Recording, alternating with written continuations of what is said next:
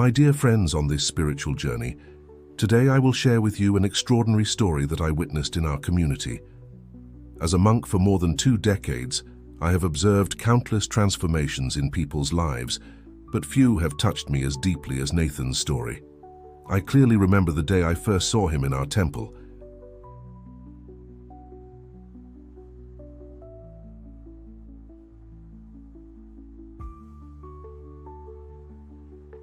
His eyes carried the weight of worldly concerns, and his posture revealed the fatigue of a daily battle against adversity. As a guardian of ancient traditions and spiritual knowledge, I could immediately recognize the signs of a spirit imprisoned by material anxiety. Nathan owned a small family grocery store, inherited from his father.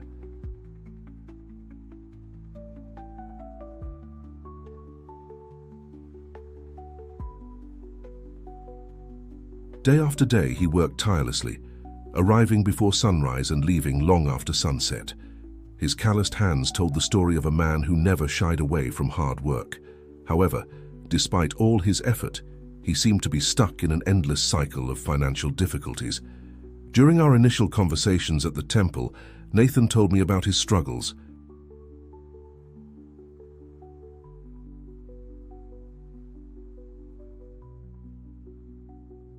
Every time he managed to save a small amount, unexpected expenses would arise. The roof that needed urgent repair, his youngest daughter's sudden illness, the store's refrigerator that stopped working. It was as if an invisible force conspired to keep him always in the same place, struggling to keep his head above water.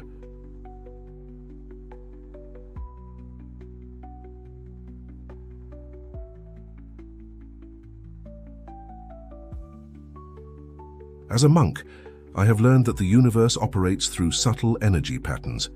I observed that Nathan, although a dedicated worker, carried deep energy blockages within him, originating from limiting beliefs about money and prosperity.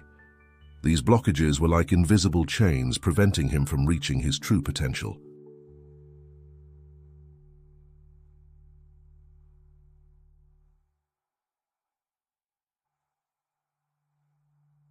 One day, after one of our meditation sessions at the temple, Nathan approached me particularly downcast.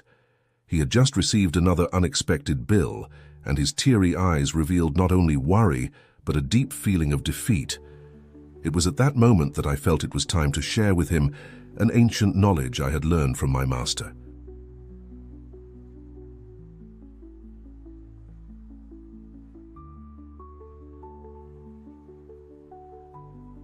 If you're enjoying these teachings, consider subscribing to the channel. Thank you. Now back to the story. I took Nathan to our private meditation room, where we keep some of the temple's most powerful sacred objects. There, I shared with him an ancient energy unblocking ritual that had been passed down through generations of monks.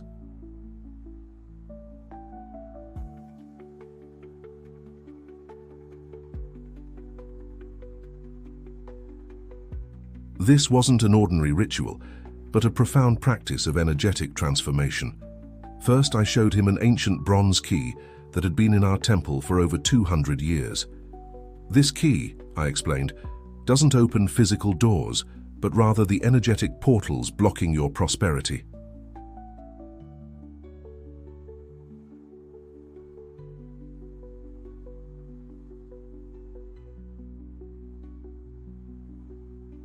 Each morning before opening your store, you must hold it in your hands, close your eyes and visualize all doors of opportunity opening in your life. Next, I presented him with a small natural magnet found in the sacred mountains of Tibet. This magnet, I continued, represents your ability to attract abundance.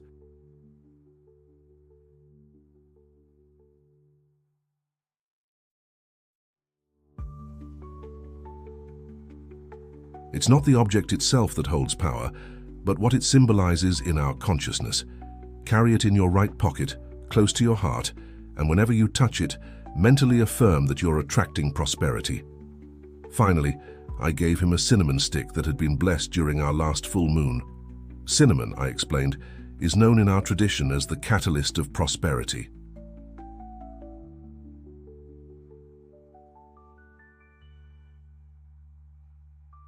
Its aroma awakens the senses and accelerates the flow of positive energy in our life. As I explained to Nathan the significance of each sacred object, I could see his eyes light up with new hope. As a monk, I had witnessed countless times the power of faith combined with conscious action, and I knew I was about to witness another remarkable transformation.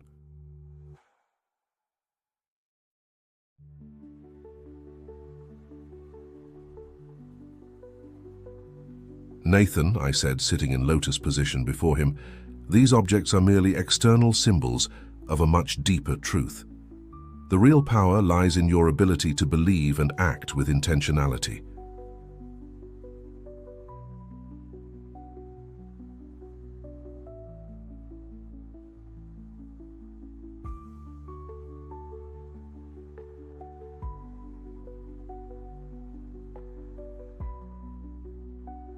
Each object I've given you has undergone a 49-day purification ritual in our temple, absorbing the sacred energies of our prayers and meditations. I explained to him that the ritual should be performed every morning before sunrise. First, you must purify your space with sandalwood incense. Then, sit facing east where the sun rises, symbolizing new beginnings.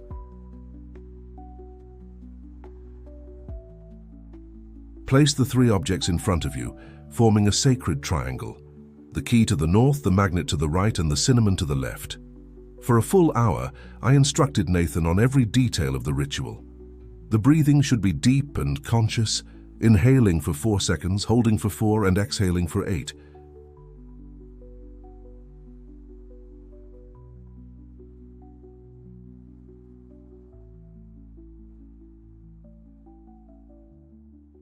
This specific breathing, taught by ancient masters, had the power to harmonize the chakras related to prosperity.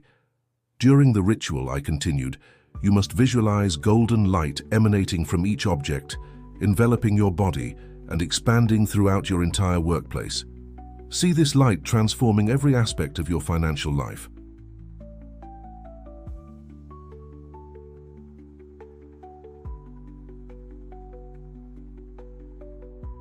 Visualize your store prospering, satisfied customers, full shelves, abundant cash flow. Nathan listened attentively to every word, taking notes in a small notebook he always carried with him. His dedication to learning each aspect of the ritual correctly reminded me of my own early days in the temple, when I eagerly absorbed my master's teachings.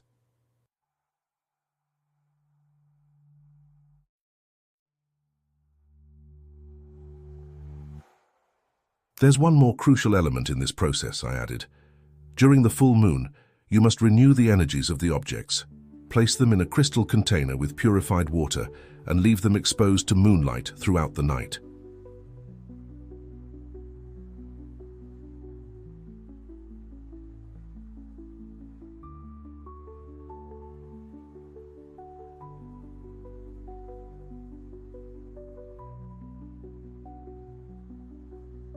The next morning, dry them with a white silk cloth and recite the prosperity mantra I'm going to teach you.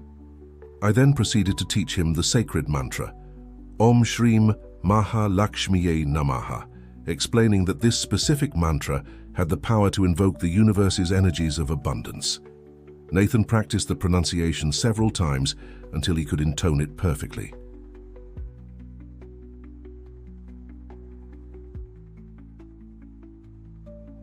In the following weeks, Nathan rigorously followed each instruction. Every morning before opening his store, he performed the complete ritual. I observed with satisfaction how his energy gradually began to change. His posture became more upright, his eyes brighter, and a subtle smile began to appear more frequently on his face. In the first month, the changes were subtle but significant.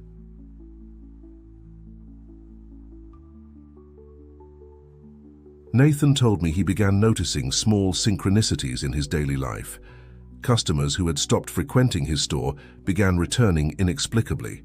An old supplier contacted him, offering better payment terms. His youngest daughter, who used to fall ill frequently, went a whole month without any health issues.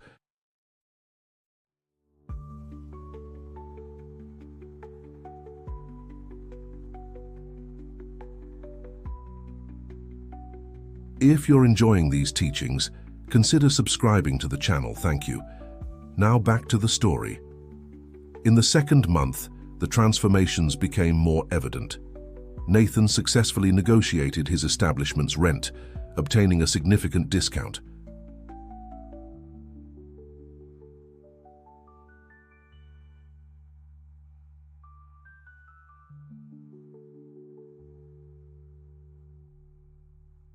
A regular customer, impressed with his always attentive service, recommended his store to a group of residents from a nearby condominium, considerably increasing his daily traffic. During our weekly conversations at the temple, Nathan shared his experiences with a mixture of surprise and gratitude. "Venerable One," he told me one day, "it's as if the universe is conspiring in my favor."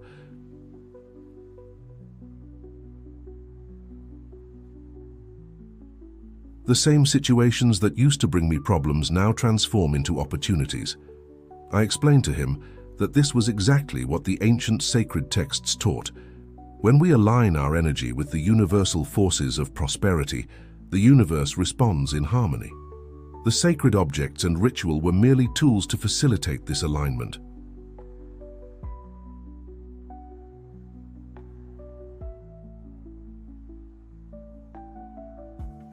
In the third month, something happened that Nathan considered miraculous. An old plot of land next to his store, which had been abandoned for years, was put up for sale at a price well below market value. The owner, who had moved to another country, needed to sell quickly and was looking for someone who would take good care of the property.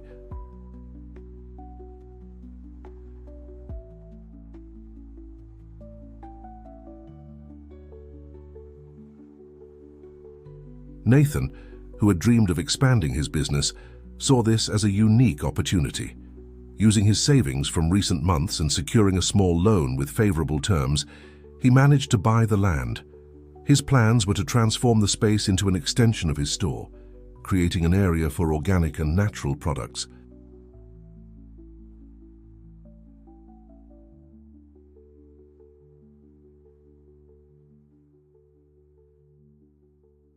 Throughout this process, I continued guiding Nathan on how to keep his energy aligned with his goals. I taught him advanced meditation and visualization techniques, specific for important decision-making moments. I also instructed him on how to create a crystal grid in his establishment to keep the energy of prosperity constantly flowing.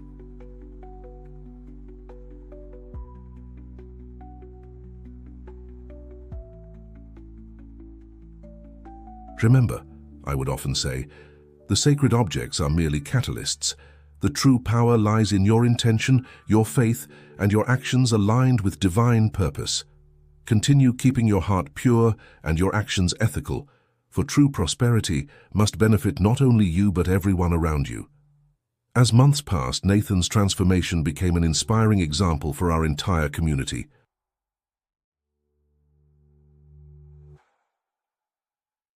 His store was no longer just a commercial establishment, but transformed into a meeting point where people felt welcomed and embraced. He began implementing sustainable practices, such as reducing plastic use and promoting local products, demonstrating that prosperity and social consciousness can go hand in hand.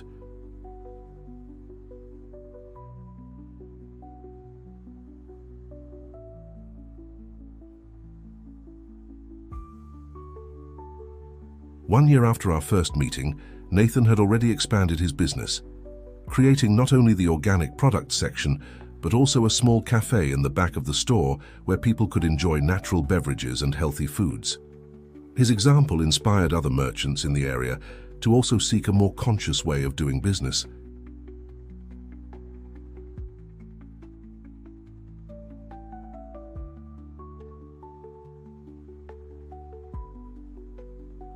In one of our last conversations, Nathan told me something that deeply touched my monk's heart. "Venerable One, I've learned that true prosperity isn't just about the money coming in, but in how we can use our resources to create something meaningful."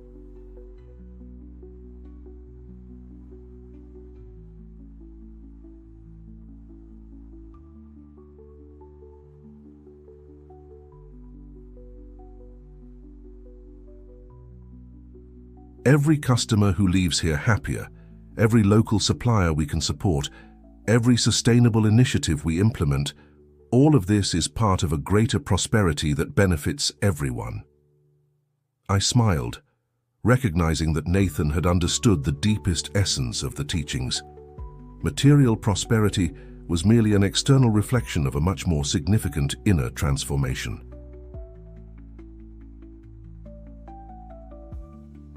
He had learned to balance the material with the spiritual, the personal with the collective. Today, years later, Nathan's story continues to inspire those who come to our temple seeking guidance. I frequently use his example to show that when we combine sincere spiritual practices with conscious actions in the material world, we can create truly meaningful transformations.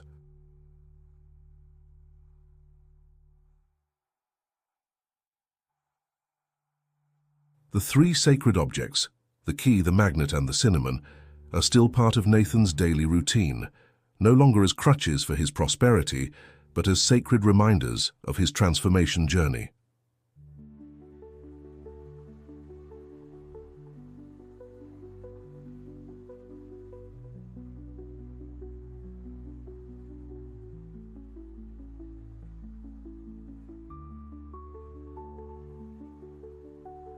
His store has become an example of a prosperous and conscious business, and he himself has become a mentor to other merchants in the area, sharing not only business tips, but also the spiritual wisdom he learned on his journey.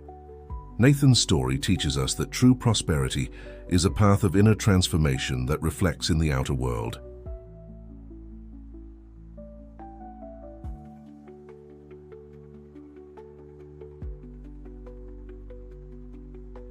It's not just about accumulating material wealth, but about creating real value for oneself and others. It's about understanding that we are all part of a sacred web of relationships and that our individual prosperity is intrinsically linked to collective well-being. As a monk, I continue observing with gratitude how the ancient teachings remain relevant and transformative today.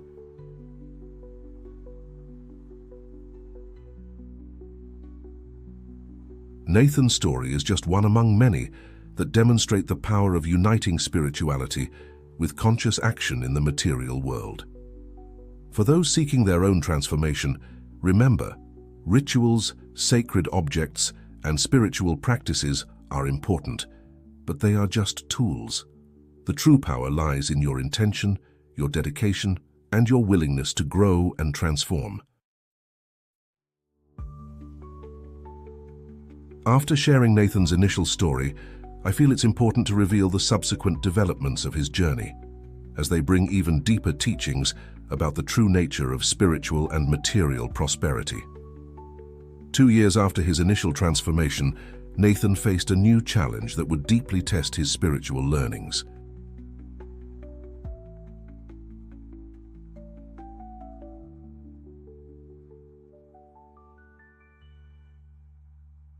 A large supermarket chain decided to open a branch directly across from his store.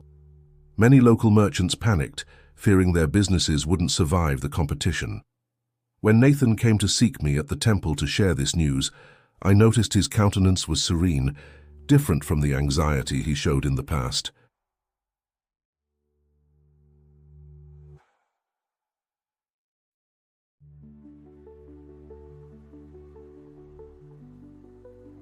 "Venerable one," he told me, "something curious happened when I learned the news.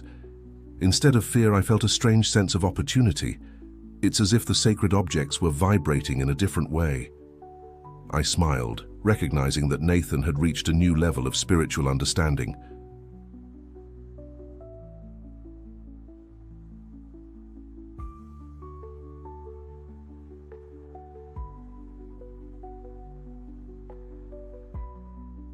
I explained to him that the sacred objects indeed responded to our inner energy, and his intuition was correct.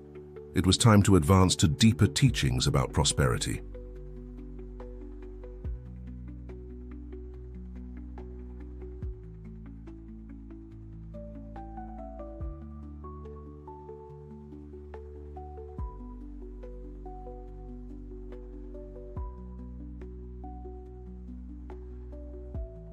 "Nathan," I said, "the time has come for you to learn about the ritual of the four directions, an ancestral practice that goes beyond material prosperity and connects the practitioner with the fundamental forces of the universe." I then took him to a special garden within the temple where we maintained a sacred circle of stones aligned with the cardinal points.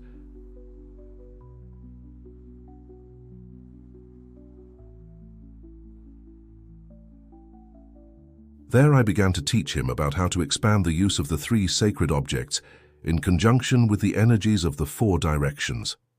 In the East, I explained, we place the ancient key, as it is the direction of the rising sun, new beginnings, and inspiring ideas.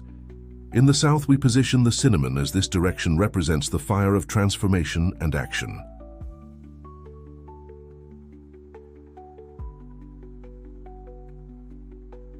In the West, where the sun sets, we place water in a crystal container, symbolizing emotional fluidity and adaptability.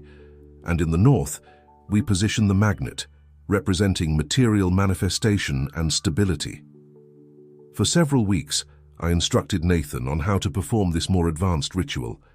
He should practice it especially during full moons, creating a sacred circle in his own backyard. The ritual began at sunset and continued until dawn, with specific periods for meditation, chanting, and contemplation. If you're enjoying these teachings, consider subscribing to the channel. Thank you. Now, back to the story. The first time Nathan performed the complete ritual of the four directions was during a particularly powerful full moon.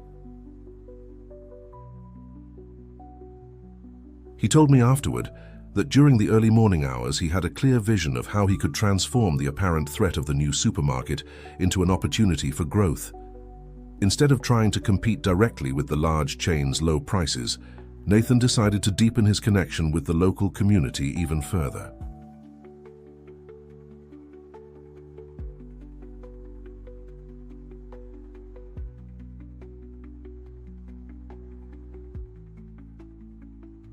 He began implementing a series of innovative initiatives in his store. First, he created a Products with History program, where each item in his store had a special connection with local producers. Each product came with a small story about who produced it, how it was made, and its impact on the community.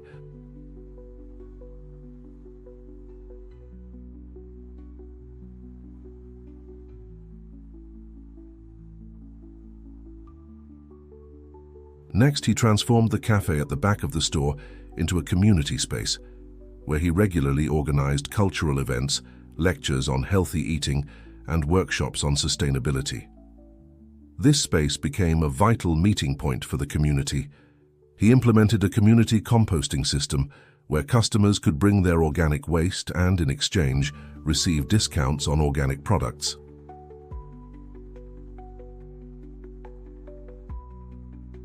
The compost produced was distributed to community gardens that he helped create in the neighborhood. He developed partnerships with local schools, offering guided tours for children to learn about healthy eating and sustainability. These visits always ended with a practical activity in the cafe where children learned to prepare nutritious snacks.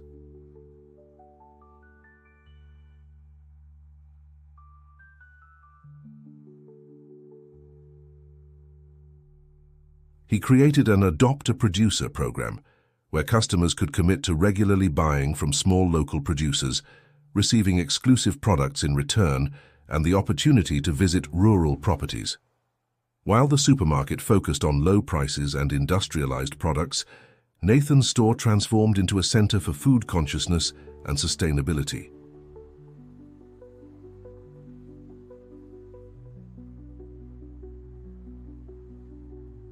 Surprisingly, his business not only survived the arrival of the big competitor, but thrived even more.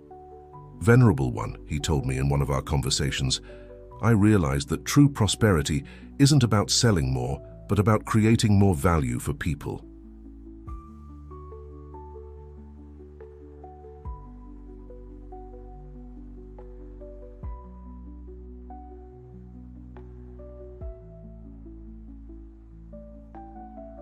Each person who enters my store isn't just buying products, they're participating in a community. It was during this period that Nathan began to develop an even deeper understanding of the spiritual teachings. He realized that the three sacred objects weren't just tools for attracting material prosperity, but symbols of universal principles that could be applied in all areas of life.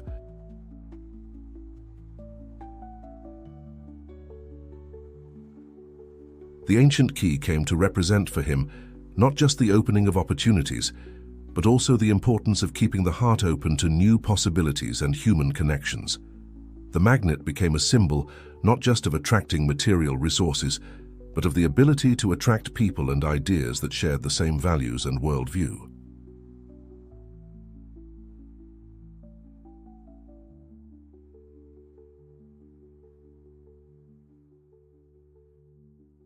The cinnamon came to symbolize not just the acceleration of prosperity, but also the importance of maintaining vital energy and enthusiasm in everything we do. With this deeper understanding, Nathan began sharing his knowledge with other local merchants.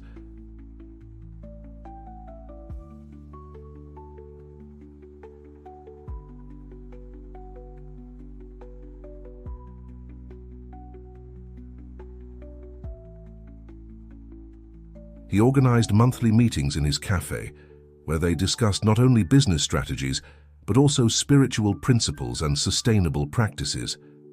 One of the most significant moments of this new phase was when Nathan decided to create a community prosperity fund. A percentage of his store's profits was allocated to social and environmental projects in the community.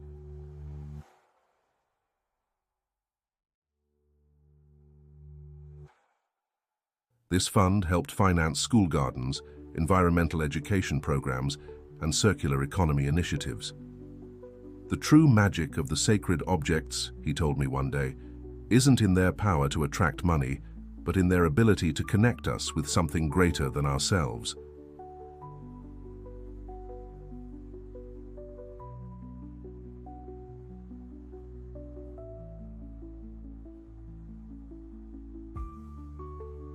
When we understand this, prosperity flows naturally, not just for us but for everyone around us. 5 years after our first meeting, Nathan's store had become a model of conscious business, studied even by universities.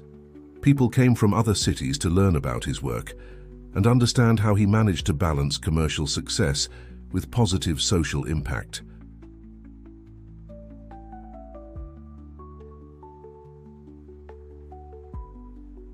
But perhaps the most significant transformation happened in Nathan's own family. His children, who grew up observing their father's transformation and the family business, developed a natural understanding of the importance of balancing material prosperity with spiritual values. His eldest daughter, inspired by her father's work, decided to study organic agriculture and sustainable development.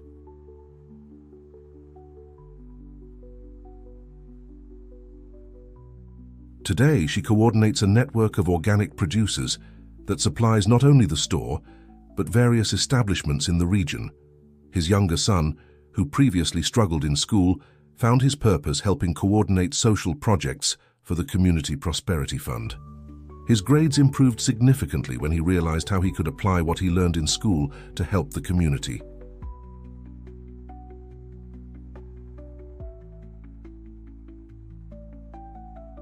Nathan's wife, who was initially skeptical about the rituals and sacred objects, developed her own spiritual connection through meditation and yoga practice. She began offering free yoga classes in the cafe space, creating another dimension of well-being for the community.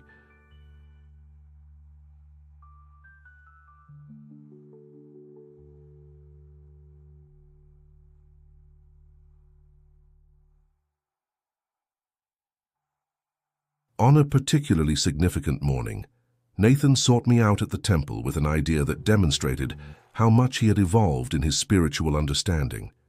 He wanted to create a prosperity garden behind the store, a space where people could meditate, practice yoga, and connect with nature.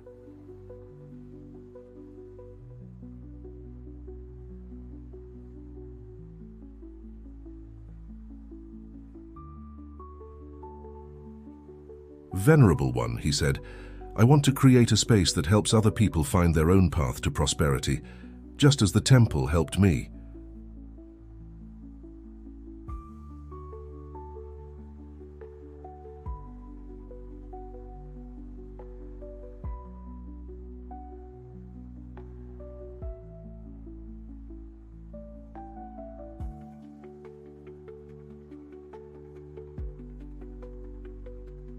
A place where the three elements, the key, the magnet, and the cinnamon, can be honored not just as symbols of material prosperity, but as portals to a deeper understanding of life. The Prosperity Garden was inaugurated in a special ceremony during the full moon. We created a labyrinth with aromatic plants, including a special cinnamon bed.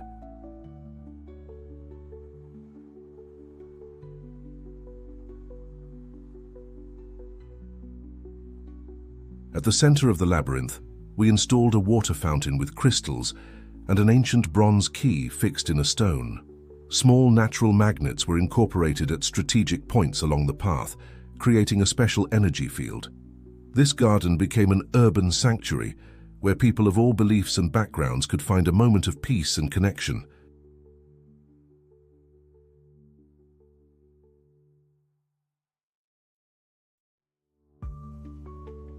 Nathan began offering monthly workshops on conscious prosperity, sharing his story and the teachings he had learned. "True prosperity," he would always say in these meetings, "is like this garden. We need to prepare the soil, plant the right seeds, water consistently, and have patience to see the fruits."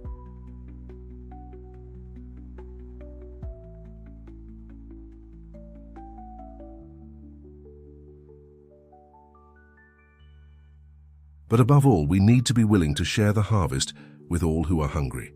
10 years have passed since Nathan first crossed the doors of our temple. His story continues to inspire people seeking a more conscious and meaningful path to prosperity.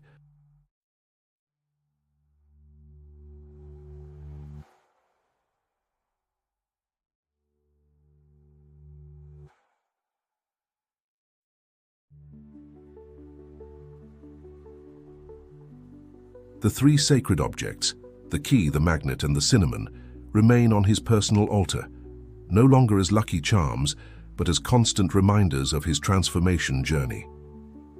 As a monk, I observe with gratitude how the ancient teachings remain alive and relevant through people like Nathan.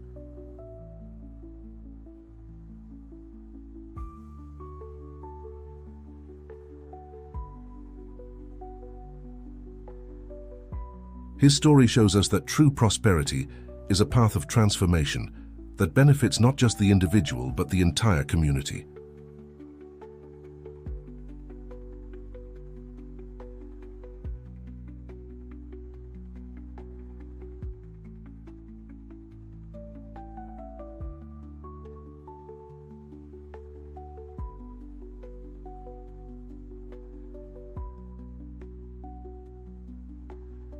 And so, when new seekers come to the temple with their own struggles and challenges, I share with them Nathan's story, reminding them that each challenge is an opportunity for transformation, and that true prosperity is born when we open our hearts to something greater than ourselves.